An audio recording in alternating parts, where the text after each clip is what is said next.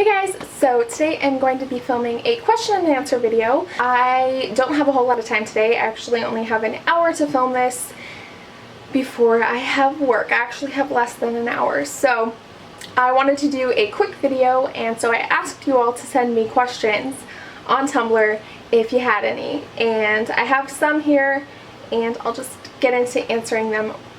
Okay, so someone asks, what is your favorite drugstore concealer? Mine is the Maybelline Fit Me Concealer. I think it is the best from the drugstore. A lot of people say it's a dupe for the NARS Creamy Concealer, and it is really creamy. It's easy to blend out. It's not overly pigmented, which is good for someone like me who doesn't need a whole lot of coverage. Now, I used to need a ton of coverage, and I can still get away with using the Fit Me Concealer when I need a lot of coverage, but I just have to build it up a little bit more.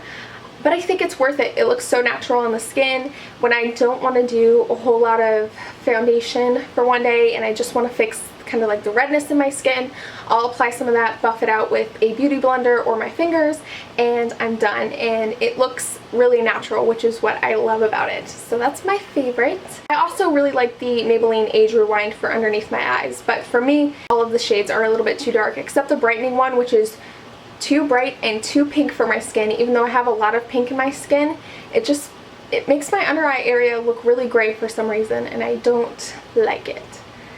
But that's a good one if you can find a color that works for you. Okay, are you outgoing? If so, what's your advice for people that are not really outgoing? Love your blog, by the way. Thank you. I am not outgoing, and I am actually a pretty, not shy person, because I'm not shy, I'm just quiet. I don't feel like I need to talk in like empty silences and stuff like that. A lot of people at work are like, why are you so quiet? And I'm like, I don't know. I don't feel like I'm that quiet, but I guess I am. But I can pretend to be a little more outgoing, which I don't know if that's a good thing or not. But working in retail has made me a little more outgoing as far as just being able to talk to people without feeling awkward, which I kind of used to feel that way, but I don't anymore, and that's kind of helped me. Okay, so someone is asking for college fashion and makeup tips. So I guess it kind of depends on where you're going to school. For me, I'm going to a community college for now, getting my general education out of the way, and it's not super important that I look amazing every day, and I'm sure that's the way it is for most colleges anyway, but I don't know, some days I totally feel like getting dressed up, doing my makeup, even wearing false lashes sometimes, and those days I actually take advantage of, and I, try. And then there are days when I get up and I'm like, I don't feel like wearing makeup, I don't feel like changing.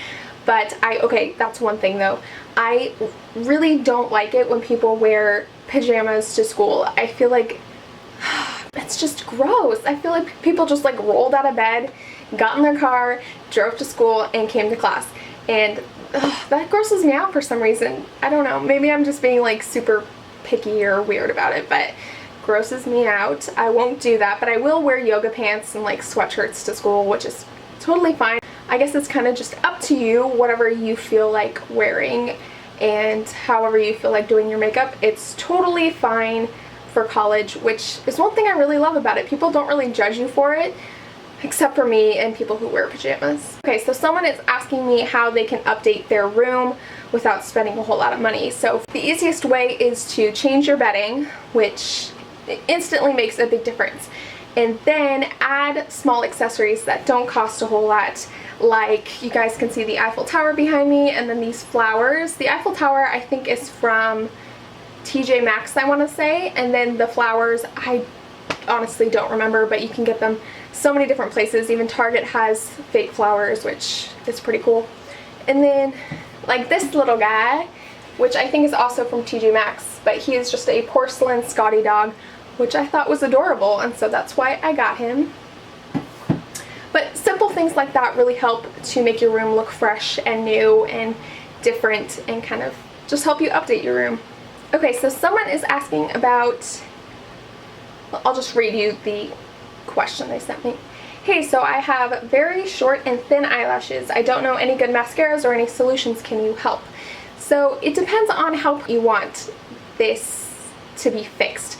Now there are brands like Latisse that make, I don't know, like chemicals, which sounds scary, that can help your eyelashes to grow and get fuller and longer, which is great. And I actually do think it works, which I was skeptical at first, but I had a college professor a year or two ago who used it, and her eyelashes were crazy. They looked like fake eyelashes. They were so long, and I asked her about them, and she's like, oh yeah, I use Latisse. I'm like, that's crazy.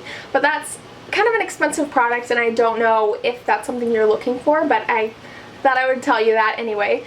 And let's see what else. You can also do eyelash extensions, which they look beautiful. Again, they look like fake lashes, but they last for a couple of months depending on how well you take care of them, and that's another more permanent solution. The next thing is false lashes, like I am wearing today. They really make a big difference. I actually have worn these once before, but I know these specific kind can be worn like 3 or 4 times if you're careful with them. These are the Kiss Shy lashes, which I really like because they are super light, and I can't even tell I'm wearing them. They take no time at all to apply, and they just make a big difference. So that's another thing. As far as mascaras and things like that go, they only make a certain amount of difference. Like, they're not going to make a huge, difference for your eyelashes.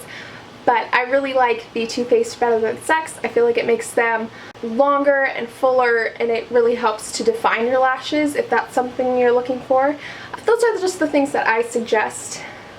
Someone's asking me to do a contour routine video, and honestly, I don't really have a routine.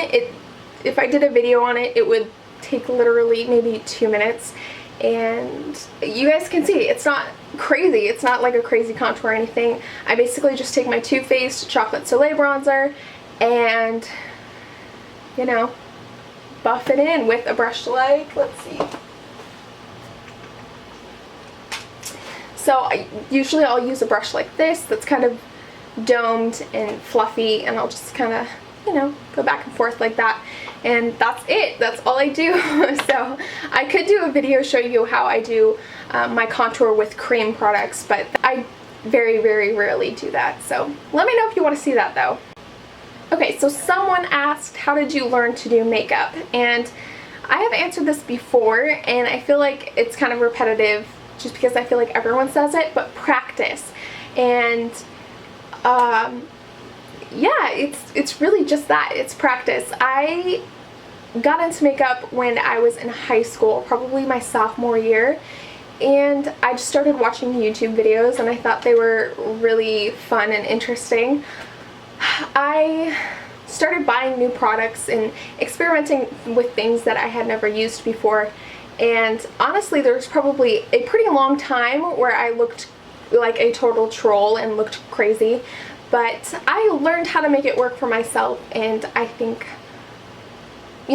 everyone just has to do the same thing. I didn't learn from a specific person. I just kind of taught myself, and I think that's kind of the best way to do it. So yeah, if you want to learn, I suggest just watching YouTube videos, getting an idea how to use products, and just experimenting when you have free time, and yeah. Okay, so someone asks if I think that foundation primers are actually worth it. This is kind of a tricky question. I think for some people they totally are, and they totally help. But for me personally, they don't, and I don't think that the high-end ones are worth it. I don't know. It's kind of a tricky thing. I think some primers can really help your makeup stay longer, but I don't think that a whole lot of them really smooth out your face and make it look better. But that's just me, and that's just for my face. I do think that it helps for other people. It depends on where your problems are and what you want fixed. But if you've got really large pores, or you have wrinkles or something that's a little more extreme than just, you know, I want my skin to look smoother, I think that it can help, but only to a certain extent. I don't think that it's going to be life-altering or anything like that. Now, there are some drugstore primers that I think could be worth it. Maybelline's Baby Skin, is that what it's called? I'm horrible at this. But yeah, I'm pretty sure that's what it's called. I think for some people it could work. I still, again, I don't use it every day, even though I have it and it's not expensive. I just don't use it because I don't feel like it makes a huge difference. But for people, like I said, if you've got large pores, it could work for you. It could help. But for me, it just doesn't. And that's not saying that I don't have large pores, but I think you just have to have really large pores, I guess, for it to help. I don't know. I can't say because I don't have extremely large pores and I don't have really bad wrinkles, so I can't say that it doesn't work. I know some people swear by them, but I don't necessarily. But there are primers that have color correcting properties in them, like the Clinique Redness Solutions, what is it called?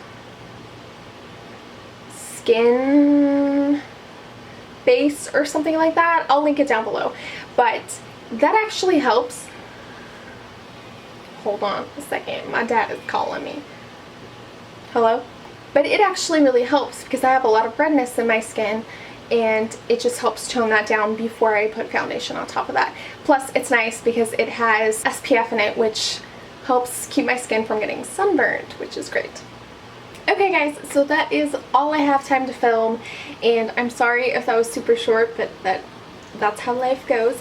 So I hope you guys enjoyed it. Please leave me your comments, questions, suggestions down below, and thank you so much for watching.